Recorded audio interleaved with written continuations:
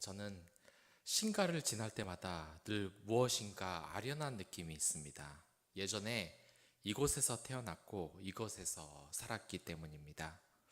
신갈 오거리 을지병원에서 태어났는데 지금 그 자리는 자동차 대리점이 자리를 잡고 있습니다. 신가를 지날 때면 제 어린 날의 추억이 생각나곤 합니다. 모세가 드디어 이스라엘 백성들을 이끌고 약속의 땅으로 왔습니다. 자신이 40년간 지냈던 땅으로 온 것입니다. 특히 이 시내산은 모세에게 특별한 장소입니다. 이곳에서 하나님을 만났기 때문입니다. 여러분은 어디에서 하나님을 처음 만났습니까? 모두들 그 은혜를 받은 형장이 기억나고 계실지는 잘 모르겠습니다. 아무튼 모세는 이 시내산을 찾은 것은 그냥 추억을 생각하려고 들른 것은 아닙니다. 하나님께서는 이미 모세에게 시내산에서 자신을 경배하게 될 것이라고 출애굽기 3장에서 이미 예언하셨습니다. 따라서 이 사실을 잊지 않은 모세가 하나님의 인도하심을 따라 산 위에 올라간 것입니다. 이제 전체적인 내용을 보자면 출애굽기의 내용이 이제 완전히 바뀌게 됩니다. 많은 사람들에게 정말 어려운 고비가 온 것입니다. 왜냐하면 이제 19장부터 마지막 40절까지 이 위기가 시작이 되기 때문이에요. 사람들은 이야기는 잘 기억을 합니다. 그렇기에 창세기에서 출애굽기 19장까지는 이야기가 대부분이기 때문에 쉽게 읽을 수가 있어요. 창세기의 그 모세의 이야기 또한 여기까지는 쉽게 읽을 수가 있는데 재밌기도 합니다.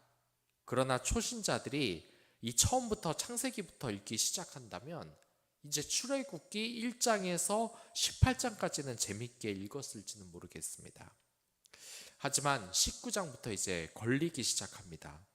이제 성경의 재미있는 이야기가 아니라 율법에 대해서 말을 하기 시작을 합니다. 이게 재미가 없는 것이 너무나 당연해요. 사람들이 재미있는 역사 이야기나 영화를 보는 것은 좋아합니다. 하지만 법조문을 계속해서 듣는다고 한번 생각을 해보십시오. 이게 쉽지가 않을 것입니다. 이제 19장부터 본격적으로 율법에 대해서 하나님이 이야기를 하는데 이게 무슨 말인지 귀에 잘 들어오지가 않습니다. 일단 19장부터 24절까지는 율법이 드디어 세워집니다. 이 율법을 받은 날은 이제 출애굽을 한 지 2개월째가 되는 날이에요. 2개월 동안에 해방된 이스라엘 사람들은 희망에 정말 부풀었습니다. 이제 자신들이 약속의 땅으로 가겠구나. 이제부터 고생은 끝이 나고 꽃길을 걷겠구나 했을 겁니다. 하지만 2개월 동안 그들을 기다리고 있는 것은 굶주림과 갈등이었습니다. 그리고 아말렉과 전쟁 등 이런 생존의 위기뿐이었습니다. 우리는 이제 율법 조항에 대해서 가르쳐주는 이 장부터 너무 지루하고 졸릴 수도 있습니다. 하지만 실제로 이스라엘 백성들은 굉장히 기쁜 순간입니다. 왜냐하면 2달 동안 고생만 하다가 시내산에서 이제 하나님의 율법을 받는 이러한 것이 축복이고 너무나 기쁠 수밖에 없는 일이에요. 이 세상에 법이 없으면 어떻게 되겠습니까? 원래 사람들에게 법이 없었던 시절이 있었습니다. 그러한 시절에는 한 가지 특징이 있는데 무법하고 원시적이고 야만적으로 살아가는 것이 아주 당연한 것입니다. 예전에 교수님이 수업 시간에 이야기한 적이 있습니다. 왜 남아프리카 공화국이나 미국의 슬럼가나 그곳에 가면 사람들이 왜 사람을 쉽게 죽이는 그런 일이 자주 발생을 할까?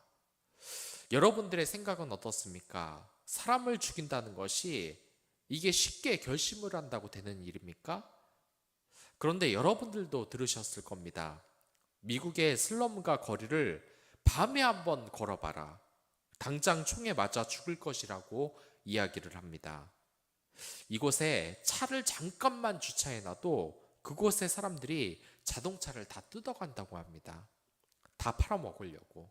이게 돈이 된다는 것이죠. 우리나라에서는 이런 일이 있으리라고 상상을 할 수가 있습니까? 이게 도대체 어찌된 일입니까? 우리나라에서 달동네를 걷다가 갑자기 총에 맞아 죽고 칼에 찔려 죽고 하는 일이 일어난다면 이건 뉴스에 나올 법한 일입니다. 그러나 미국이나 남아프리카 공화국이나 필리핀 같은 나라에서 아무 잘못도 안 했는데 쉽게 강도질을 하고 살인과 강간을 하는 일이 정말 너무나 쉽게 벌어지고 있어요. 이 차이가 무엇이겠습니까? 제가 그렇다고 이 나라를 지금 비하하는 것이 아닙니다. 범죄율이 좀 높다고만 얘기하는 것입니다. 저는 언젠가 이 해외여행을 어디로 가고 싶냐는 질문을 받은 적이 있습니다. 동남아라고 하자 저는 필리핀에 가고 싶다고 이야기를 했습니다. 저는 이 영어를 잘 못해요. 그러나 영어 단어 정도는 어느 정도 알아들을 수가 있습니다. 일단 필리핀에 가면 사람들이 모두 영어를 써서 적응하기가 쉬울 것 같습니다. 그런데 주변 친구들이 모두 반대를 하는 겁니다. 이 필리핀은 우리나라만큼 치안이 좋은 나라가 절대로 아니라는 겁니다. 그래서 밤거리를 가다가 잘못하면은 총에 맞아 죽을 수도 있다고 이렇게 이야기를 하는 겁니다. 관광하러 이리저리 돌아다니는데 갑자기 강도짓을 당하면 어떻게 하냐. 그리고 사람들이 어디를 또 꺼립니까? 이 인도도 많이 꺼립니다. 무법지대에서 부부가 강간을 당하고 그 살해를 당했다는 뉴스가 워낙에 자주 나와서 이슈가 됐죠. 그렇기 때문에 여행을 가려면 치안이 좋은 곳에 가라는 말을 하는 겁니다. 그래서 대부분 태국을 많이 좋아하더라고요. 태국은 우리나라만큼이나 이 밤거리가 굉장히 안전합니다. 그건 제가 다녀와서 잘 알고 있어요. 이렇게 치안이 좋은 나라와 그렇지 않은 나라의 차이가 무엇이겠습니까? 이 법을 준수하느냐 그렇지 않느냐의 차이입니다. 여러분들 아시겠습니까? 이 하나님의 율법이 우리에게 은혜가 되는 것이 이러한 것이에요. 이 율법 조항을 길게 말하는 것이 이것을 읽는 우리에게는 지겨울 수가 있습니다. 하지만 우리가 그냥 이것을 읽고 공감을 하지 못하기 때문에 지겨운 것이에요. 이 율법에 대해서 우리가 오해를 하는 겁니다. 이 율법으로 인하여서 이스라엘은 야만적인 민족이 아니라 이제 법을 지키는 안전한 나라가 되는 것을 의미합니다. 이 율법이 얼마나 귀한 것인지 아시겠습니까? 이 율법이 없을 때 이 세상이 어땠습니까? 하나님이 보시기에 죄악이 너무 많아서 결국 노아를 제외하고 이 세상의 사람을 모두 물로 심판을 하셨습니다. 이 율법을 전혀 지키지 않은 시절인 것입니다. 또한 야곱의 아들들은 어떠한 행동을 했습니까? 자신의 친동생인 이 요셉을 죽이려고 했습니다. 이것이 어디 정상적인 행동입니까? 우리가 사는 세상도 마찬가지입니다. 법이 없는 무법지대를 사는 것이 얼마나 불행한 것입니까? 밤에 배가 고파서 편의점이나 슈퍼를 다녀와야 하는데 벌써 총을 들었는지 칼을 들었는지 모르는 무리들이 골목길에 모여들고 있습니다. 길을 걸으니 아니나 다를까 칼로 위협을 하면서 돈을 내놓으라고 합니다. 그리고 모든 말을 다 들었는데도 뭐가 좀 삐끗했는지 칼로 찌르거나 총을 쏴 경찰에 신고를 못하게 합니다. 나중에 이 일이 벌어지고 나서 살인사건이 났으니 경찰이 오기는 합니다. 그런데 이 경찰은 이 사건을 제대로 수사할 의지가 없습니다. 너무나 흔한 일이고 많은 일이기 때문이에요. 결국 항의를 해서 이 범인을 어떻게 잡기는 했습니다. 하지만 이 양아치 조폭 이 폭력 조직의 한 명이 그냥 가벼운 벌만 받고 이 재판이 끝나버립니다. 물론 이 범인은 조금도 반성을 하지 않습니다. 이게 얼마나 불행한 것입니까? 그리고 우리가 정말 주의해야 할 점이 있는데 우리가 이 세상의 법만 중요하다고 생각을 하는 것입니다. 이 세상의 법보다 더 중요한 것은 하나님의 법을 따르는 것입니다. 이걸 착각해서 일어나는 불행한 일들이 얼마나 많습니까? 우리가 이 세상의 범죄를 막는 법은 지키지만 하나님의 법은 대충 해도 괜찮다고 생각을 해서 나타나는 이 불행한 일이 우리 주위에서 정말 많습니다. 대표적인 것이 몇 가지 있어요. 먼저 이 주일 성수가 있습니다. 이 주일 성수를 어기고 일을 하는 사람이 실제로 모세 시대에는 돌에 쳐 죽임을 당했습니다. 요즘은 어떻습니까? 이 주일 성수를 어긴다고 사람을 돌로 쳐 죽이는 세상은 아닙니다. 어떤 사람들은 이 율법을 비웃습니다. 율법은 완전히 없어져야 한다고 말을 합니다. 사실 그렇긴 합니다. 지금 교회에서도 주일날 담임 목사님이 주일이니까 음식 배달도 못 시켜 먹게 하는 그런 교회가 있다고 합니다. 그러나 이곳에서 장소를 빌려서 한 목사님이 청년 목회를 하면서 음식 배달을 교회에 시켜 먹는데 담임 목사님이 굉장히 당황을 했다고 합니다. 이게 알고 보면 얼마나 웃긴 일입니까? 주일에 음식 배달이 안 되면 아예 유대인들처럼 음식을 해먹지 말아야 되는 것 아닐까요? 그러면서 이 율법 준수에 대해서 비웃는 사람들도 있습니다. 하지만 그래서는 안 되는 것입니다. 물론 주일 성수를 하지 않는다고 사람을 돌로 쳐 죽이는 것은 말이 안 되는 행동입니다. 하지만 주일 성수가 얼마나 중요한 것인가에 대해서 율법을 우리는 지킬 의무가 있는 것이에요.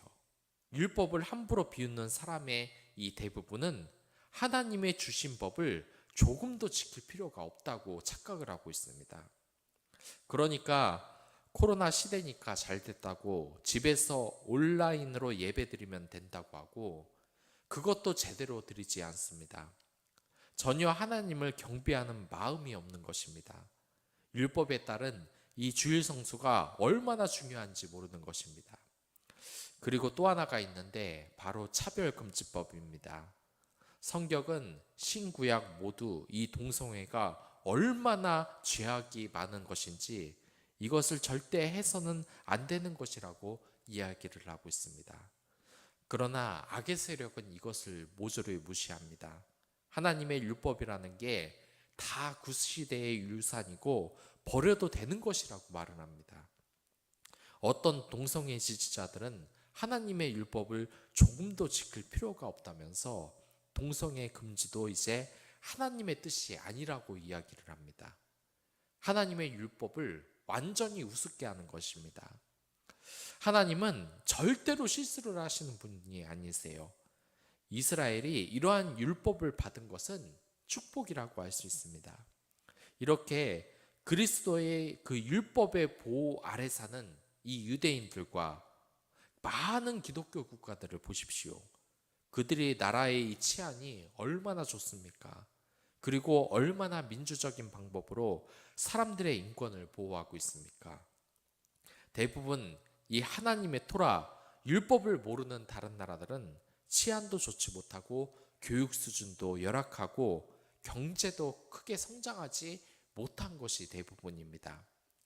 그렇기 때문에 지금 출애굽기에 나오는 율법들이 지겨운 것이 아니라 축복이 될 수 있다는 것입니다. 생각을 해보십시오. 만약 돈을 벌려고 하는 사람들에게 좋은 투자 상품 설명회를 한다고 말입니다. 지금 내가 아파트를 사려고 하는데 그것에 대해서 홍보하며 이것을 사면 몇 년 후 엄청나게 집값이 오른다. 그것을 설명해주는 간담회가 열린다. 그것을 사람들이 지겨워하고 대충 듣고 하품을 하는 일이 있을 수가 있겠습니까? 귀를 쫑긋 세우고 무슨 말을 하는지 한마디도 안 놓치려고 노력을 할 것입니다. 지금 이스라엘 민족이 바로 그렇습니다. 이 율법이 없을 때 얼마나 많은 사회적 갈등과 또 불편이 있었습니까? 그래서 이제부터 이 율법에 대해서 설명을 하고 있습니다. 19절은 이 율법을 왜 지켜야 하는지에 대한 설명을 하고 20장에서는 또한 십계명을 이야기합니다. 그리고 21장에서는 사회적 규범을 이야기하고 22장에서는 경제적 규범을 이야기합니다. 그리고 23장에서는 종교적 규범을 이야기합니다. 이게 뭘 말하는 것이겠습니까? 인간 생활의 모든 분야에서 이 신앙 공동체가 준수해야 하는 규범이 있다는 것을 이야기합니다. 아직도 우리 사회에서는 그리스도인으로서 교회는 다니고 있으면서 이 직장이나 학교에서는 기독교인이 지켜야 할 그러한 율법이 전혀 지켜지지 않는 그런 사람들이 있습니다. 교회는 교회고 회사는 회사다. 회사를 교회의 방법으로 운영하면 망한다. 하지만 이러한 생각은 전혀 믿음이 없는 모습입니다. 그러한 자세를 가지고 있다면 그것은 하나님이 지키라고 하는 법을 하나도 지키지 않는 것입니다. 이 율법이라는 것은 이제 하나님의 규범이 개인의 신앙이 아니라 국가 규모로 성장했다는 것을 말합니다. 한번 기억을 떠올리시기 바라겠습니다. 내가 여태까지 하나님의 은혜를 받은 것이 정말 전혀 없었습니까? 아닙니다. 우리는 하나님의 은혜를 얼마나 많이 받았는지 모릅니다. 그 축복이 5절과 6절에 나와 있습니다. 하나님께서는 너는 내 소유가 되겠고 거룩한 백성이 되라고 이야기를 합니다. 이 거룩한 백성이 되기 위해서 우리는 우리가 하나님의 소유임을 고백하는 것입니다. 만약 하나님의 소유임을 고백하지 않고 말도 안 듣는다면 거룩한 백성이 되지 못하는 것입니다. 이건 하나님과의 계약 관계를 이야기하는 것입니다. 우리는 모두 대한민국의 국민입니다. 그런데 한국의 법은 전혀 지키지 않으면서 혜택만 누리려고 해서는 안 되는 것입니다. 한국을 대표하는 우주 비행사로 뽑혀서 우주에 갔음에도 미국으로 국적을 바꿔서 미국인으로 살고 있다. 이것은 국가를 모독하는 것입니다. 애초에 미국인으로 살아간 것이었으면 한국이 주는 우주 비행사의 혜택을 절대로 누리면 안 되었습니다. 그리고 이러한 언약은 구원만을 받기 위한 조건이 아니라 하나님과 더 깊은 관계를 누리기 위한 것입니다. 한번 연을 맺고 결혼을 약속한 커플이 있습니다. 그런데 도저히 무슨 일을 하고 다니는지를 모르겠는 겁니다. 핸드폰도 제대로 보여주지 않고 매일 모르는 이성에게 전화가 오고 거짓말을 수시로 합니다. 그래서 따졌더니 자기도 노력하고 있는데 함부로 말을 하지 말라고 합니다. 알고 보니 바람을 피우고 있는 것입니다. 그래서 따졌더니 오히려 그럼 너도 그렇게 해봐라. 그렇게 보면서 날 감시하고 지냈냐 이렇게 말을 하면서 적반하장의 자세를 가지면 여러분들 기분이 어떻겠습니까? 더 깊은 관계로 갈 수가 없는 것입니다. 헤어져야 하는 것입니다. 이 하나님과의 관계도 마찬가지입니다. 이게 우리가 조심해야 될 부분입니다. 몇 년 전에 배우자가 불륜을 저질러도 처벌할 수 있는 법이 없어졌습니다. 이것에 대해서 말이 많았어요. 그러면 대놓고 불륜을 해도 되냐는 말이냐고 사람들이 이야기를 했습니다. 이제 불륜을 저질러도 처벌할 방법이 없다면서 많은 사람들이 반대를 했죠. 그리고 이 시기에 유행했던 말이 있습니다. 결혼한 사람 중에 애인 하나 없으면 바보다. 대체 누가 이러한 쓸데없는 말을 만들었는지 모르겠습니다. 아마도 악의 세력이 뒤에 있겠죠. 결혼한 사람이 애인이 있으면 불륜이고 파탄에 지름길이고 부끄러워해야 될 것입니다. 그런데 그것이 없으면 바보라고 이야기를 합니다. 그러한 사람들은 결코 행복한 가정을 이룰 수 없습니다. 하나님과의 관계에서도 마찬가지인 것입니다. 우리는 하나님의 관계가 올바로 서야만 합니다. 그래야만 행복하게 살 수가 있습니다. 혹시 하나님을 믿는 사람에게서 나타나는 가장 큰 변화가 여러분들 뭔지 보셨습니까? 희락, 기쁨이 넘친다는 것입니다. 이것이 지켜지지 않는다면 불행할 수밖에 없는 것입니다. 이것이 말하는 것이 있습니다. 율법을 지키는 것은 기쁜 일입니다. 또한 선한 것이고 좋은 것이고 자발적으로 하는 것입니다. 단 율법을 지키는 것은 억지로 하면 불행이 시작이 됩니다. 하나님이 진심으로 기뻐하며 경배하는 것이 아니기 때문입니다. 이제 하나님의 율법의 시대는 끝났다고 합니다. 하지만 끝나지 않았습니다. 이 율법은 예수님의 시대가 완성이 됩니다. 그렇기에 우리는 지금 율법의 완성, 행실뿐 아니라 마음의 진심 또한 가져야 하는 것입니다. 지금 이 시대는 율법의 완성, 사랑의 시대입니다. 지금은 성령님의 시대인데 성령님이 가장 크게 주시는 은사가 바로 사랑입니다. 이 사랑을 이웃들에게 베푸십시오. 앞으로 출애굽기에 나오는 율법은 거룩한 백성들의 이야기입니다. 그리고 그것을 완성시키는 것은 사랑입니다. 그 사랑의 율법을 완성시키는 우리가 됐으면 좋겠습니다. 이 하루 석가탄신을 이 휴일에 우리 이웃들에게 정말 그 사랑을 전하며 또한 하나님의 그 사랑을 전하는 이웃사랑을 전하는 여러분들이 됐으면 좋겠습니다. 그럼 다 같이 기도하도록 하겠습니다.